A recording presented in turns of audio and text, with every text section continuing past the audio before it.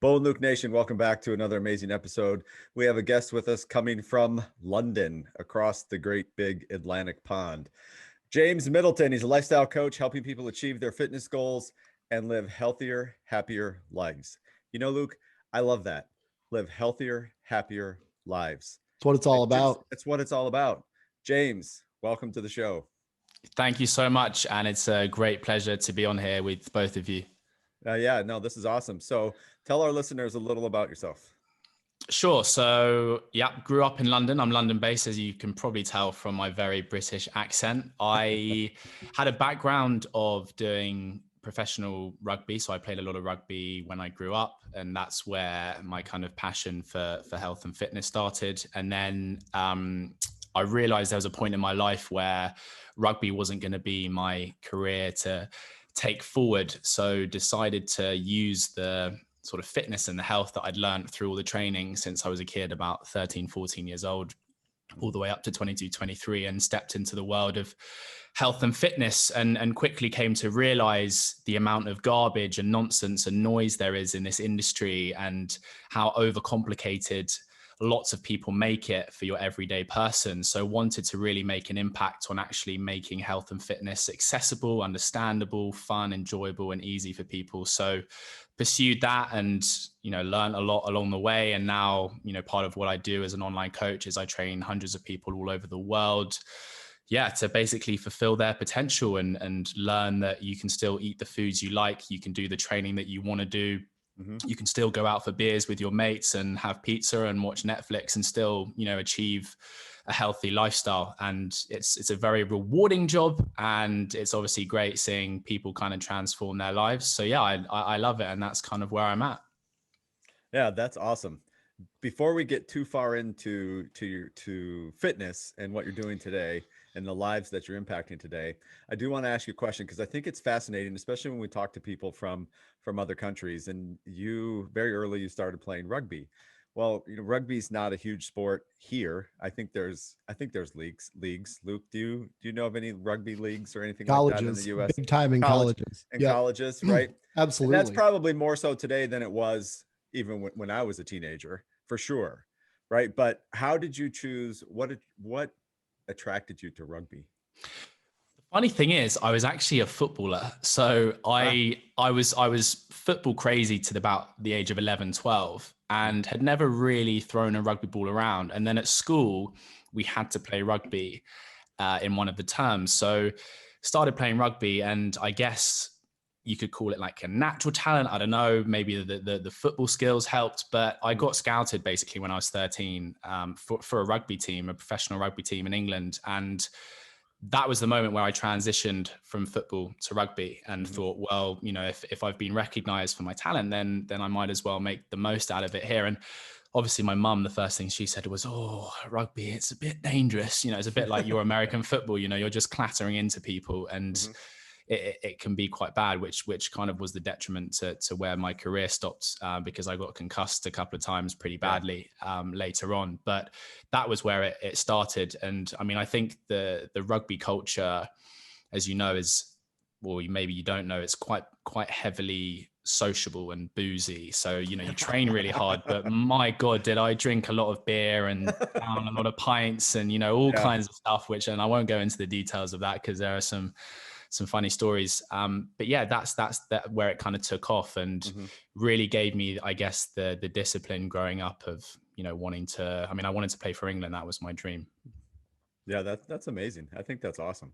And to have that at an early age is really cool. Yeah, it's super cool. Bo, I don't know if you know this, and I have nothing to base this off of just other than the people that I know. So what I'm saying could be totally statistically wrong, but I think women's rugby in the United States is bigger than men's rugby. I know 10 times more women that play rugby than I do men. And to your point, James, it is a very boozy sport. These ladies go out, they're doing like keg tosses and they're getting after it. Yeah, and it's great. I mean, we even sometimes would go out with the women's rugby team and they would smash us to pieces on the drinking front. It was hilarious. And I just had so much respect for them, both obviously on the pitch and off the pitch. Wow.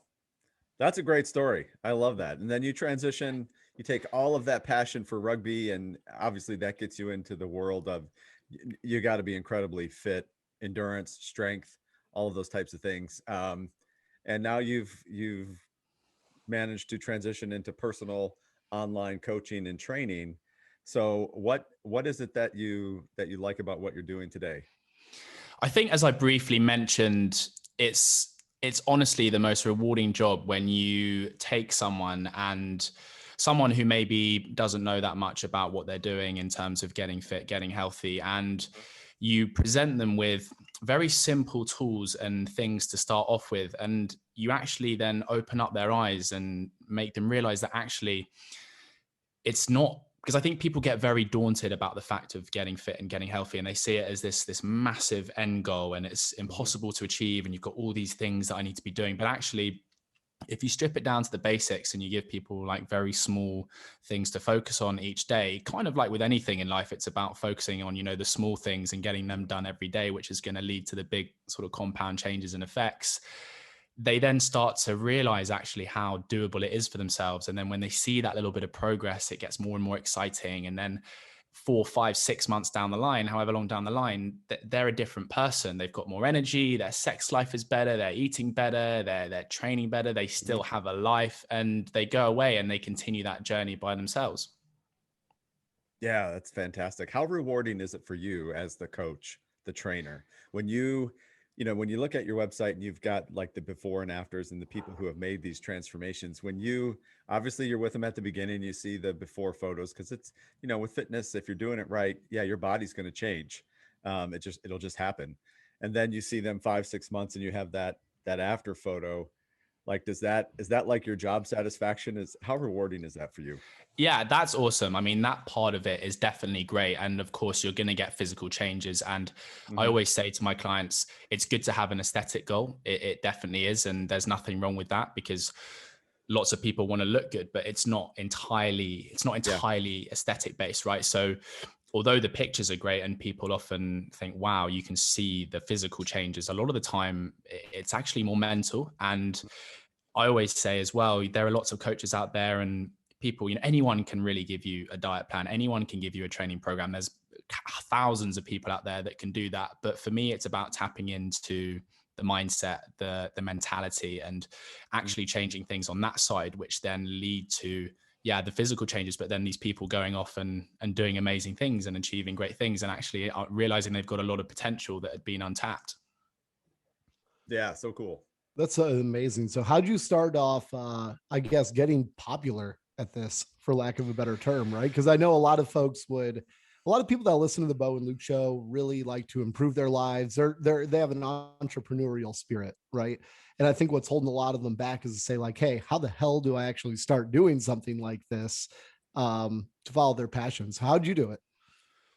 So I think, I mean, in terms of the audience that I have on social media, that predominantly came, well, initially came from me going on a TV show that was a UK based, where it was like a fitness challenge. So I went off to South Africa for 4 weeks, and it was 6 boys versus 6 girls, and every day we went head to head in these fitness challenges. And if you were on the losing team, then you would be up to being voted off the show. Mhm. So you wanted to win all of these challenges. But then obviously, naturally, what happened is, the boys ended up hooking up with the girls, and then it all got a bit messy, and people didn't want people to go and all that kind of thing. It was very fun. And I managed to get to the final of that show. And obviously, when I came off of it, built up a little bit of a following. And that was the point in my life when I was like, right, I want to use the audience that I have to make something from it and actually help these people. A lot of people go on these TV shows more of a kind of fame thing, and it's all about themselves and they've got loads of followers and it's like, look at my life and stuff. And my mind was like, right, well, how can I help these people with what I know? And the biggest thing that I've realized, and I think anyone will tell you this, whether it's an entrepreneur or people who are kind of going off on their own or doing their thing, it's just about consistency. And I've posted every single day on social media for the last 2.5 years. I think I've probably missed like 2 or 3 days in my life, maybe one day when I had COVID and I literally couldn't leave my bed. But it's about consistency. And I think when someone says, and I said this actually in my own podcast last week, my episode last week, when someone says, follow your passion, I think that's terrible advice. I don't think you should just follow your passion, because our passions change all the time as we grow up. My passion is singing in the shower naked, but I'm not going to make a living out of that. It's people have different passions, and Yeah. and I think you should do partly what you're good at, and again, that takes a lot of exploring and finding out and experimenting, and it's good to do that. But when you find something that you're good at and you enjoy, then I think you've hit the nail on the head. And then it's about being consistent with it, Mhm. and working hard. And that's kind of like what I did, I guess, from a couple of years ago, and have never really stopped. But it doesn't feel like work when I do it, because of the enjoyment I take from it. Yeah. That Wow. is great advice, to do It what you're is. good at Yeah. and not And necessarily just your passion. It's like, that's remember right. the movie Happy Gilmore? Yeah, Yeah. His passion was hockey, right? But he was good at exactly. golf, so he just did what he was good at. There's so many lessons out there that we get There are. into. Yeah. And I love the fact that that's great advice, James. And it applies to it just applies to life, not just fitness, right? But and it takes when you say consistency, you can also think discipline. You have to be disciplined, which is different than necessarily motivation. Motivation is kind of like with the passion side of things. But if you're good and these are your strengths and it's kind of your purpose, you figure out what is your purpose here. What is it that the gifts that you have to deliver to the world, and then the consistency, the discipline to just keep after that on a daily basis, right? It will just all that adds up over time. It all adds up. Exactly. And it doesn't have to be, you don't have to be an astronaut going to the moon, or some incredible, you could be good at making coffee, and then you just go and you make sure that you're the best damn coffee maker in the city, Right. and again, if it's something that you enjoy, then that's a bonus. And if it's a passion, that's a bonus. But yeah, like I said, I think doing what you're good at also brings a lot of reward, but also the potential for growth. And I think growth is something that's hugely important in Mhm. terms of enjoying your life. And again, I think, having end goals is great in life. And I think you need to have goals in life to have direction. Otherwise, you're just going to be wandering around lost, and that can be quite unsatisfying. But I think the key that brings a lot of humans, or a lot of people that at least I've coached, happiness is seeing progress, every day, Mhm. seeing you get a little bit better and improving. And that's what kind of drives you. And again, like you said, it's not just necessarily with fitness, it can be anything in life. Yeah. What do you say to people that reach out to you, or you're talking to people and maybe they're older and they're like, yeah, that's in my past. I can't do this. You know, people who've kind of given up, like they think they're too old. Yeah, well, first of all, it's never too late to start. I've trained men and women in their 60s. I had a 70-year-old client who lost, like 7-8 pounds, and suddenly had this new lease of life at 70. And that was just an example of never say never. And actually, it's better to start now than wait for the perfect time, because there's never a right time. I Yeah. Mhm. think Tim Ferriss, I don't know if you guys Yeah. Oh yeah. know him or really. Yeah, so he said, the traffic lights of light are never always green. So sometimes you just got to take the plunge. And I think age, for me, I say age is a number to an extent. And for that, again, it's about just taking the plunge, taking the courage, and doing something, regardless if you think you're done. And it's the kind of growth versus fixed mindset. If you have a fixed mindset, this is my age, this is what I'm capable of, and that's all I'm going to do, of course, then you're going to stick to that belief you have about yourself. But if you have that growth mindset of, this is my age, but I can do more, I can achieve these things, you're always going to take on challenges Mhm. to work on yourself. Yep. Great advice. What do you say to people uh, who have the mindset of, it comes back to your mindset philosophy, who say, well, if I get a Peloton, I'll get in shape. If I just get that gym membership, I'll get in shape. If I buy the tonal or the mirror, I'm going to get in shape. And and then they do that, they take that action, and then they don't get in shape. So how do you deal with those folks? Yeah, that's something that's really common. It's a really common human trait of, if I get this, then I will be this. If I do Mhm. this, then I'll get this. That's obviously the first step. Let's use the example of getting a Peloton. If you get a Peloton, then you'll get fit. I think, again, the tools it goes back to this thing, the dumbbell isn't what makes you strong. The diet plan isn't what gets you in shape. It's your attitude and your willingness. So you can have all the tools in the world.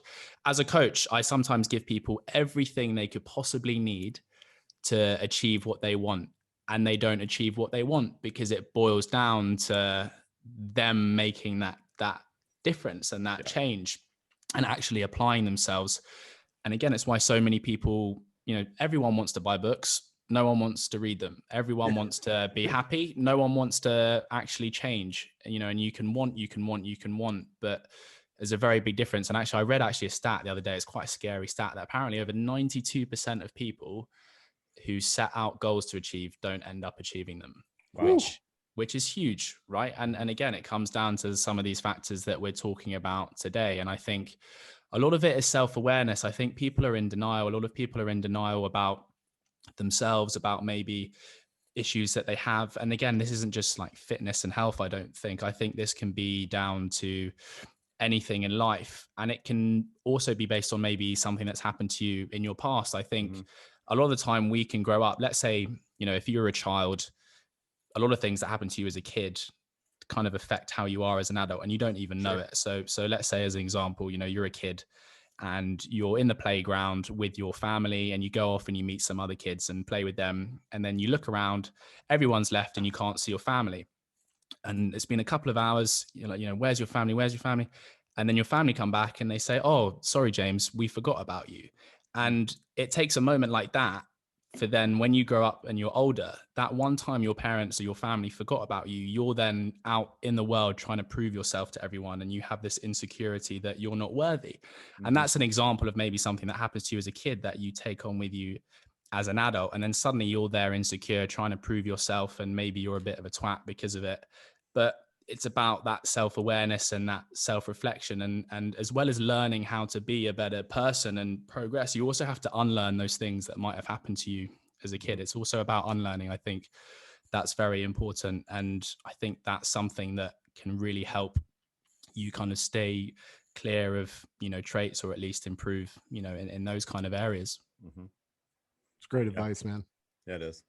Yeah, we've had a couple guests on the show when we get into talking about the experiences of your childhood and how that impacts your subconscious mind as an adult, and really can, if you dig into it, and whether it's just having mentors that you talk to or coaches that you talk to, or even in more formal therapy where you can start talking about those things from your early ages and why or how that is actually impacting your attitude, your behaviors as an adult, and you don't even realize that that's what it is. So taking time and to do those types of things, to talk to people, it's incredibly important. Goes along with your mental health, if you will. I think it's awesome. It's good stuff. Hugely. And I think maybe this is wrong to say, maybe more amongst men than women, but I think, well, first of all, I think therapy is an amazing thing.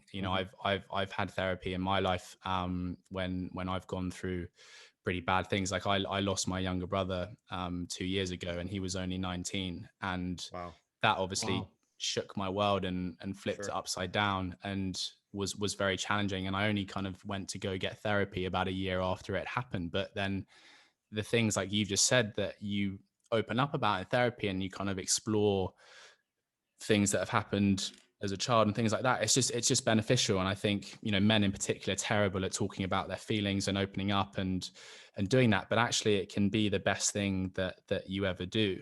And it's very, very satisfying when you start kind of unclogging some of these things and realizing that that's maybe what's holding you back in certain areas of your life.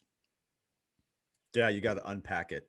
You just have to unpack it and get it all out there so that you can then deal with the pieces that you need to deal with, for sure. Man, that's deep. Very sorry to hear about the loss of your brother, Yeah.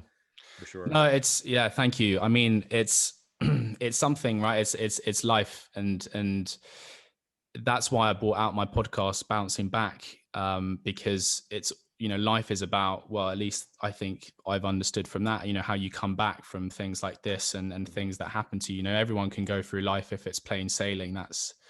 That's easy. I think it's about how you deal with things that happen, and everyone in the world, shit happens to them in various different forms, right?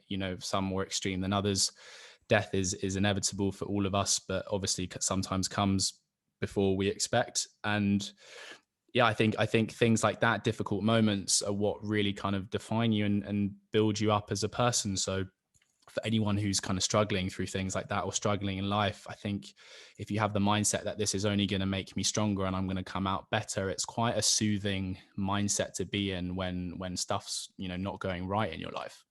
Mm-hmm. Absolutely. Absolutely. Could Wow. not agree more. Yeah. This has just been action-packed podcast here, Luke. Yeah, sorry, we're getting quite deep here. No, I think that's all good. right. Maybe we I should love talk it. more about the me and boat races against women drinking pints and who won. And That's what I love about. I lived in Germany for a few years, but you don't see it here. I love the differences, right? Of course, we like to drink beer here, and beer is a big thing around the world, really. But when you get into the UK, Germany, other European locations, it's the pint. I mean, the pint comes out, right? Everybody yeah, wants a pint. Here, it's, do you want 8 ounces or 16 ounces? And if you're really brave, you'll get a 22 ouncer, which I still don't even think is as big as a pint, right. right? I love those differences about where you are, and um, going into pubs or breweries is a great place to really learn how people are different and how they view their beer. So if I came to America and I asked for a pint, would they look at me funny? Would you They look at me would. funny? I Yeah. I think so. What do you think, Luke? No, I think No? they'd notice the accent, and then they'd ignore what a pint actually is, and then they Right. just give you a beer. Yeah. Yeah, they would think, okay, I'll just bring him a beer. I, Right. I was at a bar in Indianapolis one time, and these guys came in. I couldn't tell you. I was pretty drunk. I couldn't tell you whether they're British or Irish or whatever. But they came in and they all went up to the bar and they go, "What's your house lager?" And the guy goes, "I don't know, Bud Light." And he goes, "All right, we'll have 4 of those." Sounds like That's something I would crazy. do. Yeah. Yeah, They're no, like, "Perfect." something else. Bo, Wow. we need to go to England and do a Bo and Luke show live as we're drinking pints I with think James. so. I really do. I think Yes. Yeah, that'd be you great. do. You do. And let me know when you're here because I'll join you for the pints. Oh, we Good. will. Awesome. Never been to England, been to Scotland, but I've never been down to England or the London area at all. Well, maybe we can swap places because I've got it on my list where I really want to go to America for 6 months to a year and travel around it, and because I've got a Yeah. lot of American people that follow me, and Sure. they're great, and I love interacting with them. They're always so fascinated about the UK culture, and so I feel like it's my turn to go over and immerse myself and make the most of the American culture because I've always wanted to do it. I'll tell you what, I'm in Roanoke, Virginia, and coming from London to Roanoke, it would be a shock to the system. You'd get the full American experience down here in the South. That's for sure. Yeah, I've heard the South is pretty special. It is very special. That's a great way to put it. It's very Yeah, special. it's very special. Yes.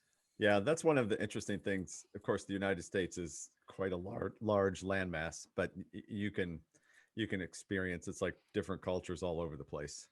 Um, Yeah, it's for fun. sure. And I think what I am really kind of keen on is just how friendly in most places people are in America, because the thing is with the British culture, it's very reserved. And if you smile at someone on the tube or you say hello to someone you don't know, they'll think you're a weirdo or you're hitting on Really? them. Yeah, and I don't think, and that's not British people, because I think if you take a British person and you put them in Southeast Asia and tell them to go Yeah. backpacking, they'll make hundreds of friends in a week compared to Uh-huh. what they would in Britain. But it's just this culture of, and I've done it before. You just, you have a chat with an attractive girl or guy at a bar, and they think you're hitting on them, but you're just wanting like a little chat while you're waiting for your drink. Yeah. Whereas I've been told that in America it's a little more friendly like that. Yeah. No, I think that's true. I think it's the social norms that are holding people back or putting them out there. Like, this is acceptable, this is okay, and it's not just hitting on somebody because you have a chat with them. Yeah, Yeah. yeah. Yeah, that's fascinating. Cool. We're gonna have to plan that. We can start off together, and then we can house swap or something, and you can home base out of Luke's house, then my house, and you can just go all over the place. Dude, I'm down with that. So I was looking at James. I don't know if it's a house or an apartment where you're at, but your interior design game is on point, man. Thank you. I puffed the cushions up on purpose for Did you do the chop ahead of on the this. top? Yeah, the chop in the middle is crucial. Yeah. Yeah, I mean, admittedly, I actually got a little bit of help with my. It's kind of like an apartment. It's 2 floors. But I figured because of COVID, I'm spending so much time in my house, or have been over the last year. I was like, I might as well spruce it up and make it as nice and comfortable as possible. It looks amazing. Thank you. Well, when you come over, it's very central as well. It's in London, so it's prime for you guys.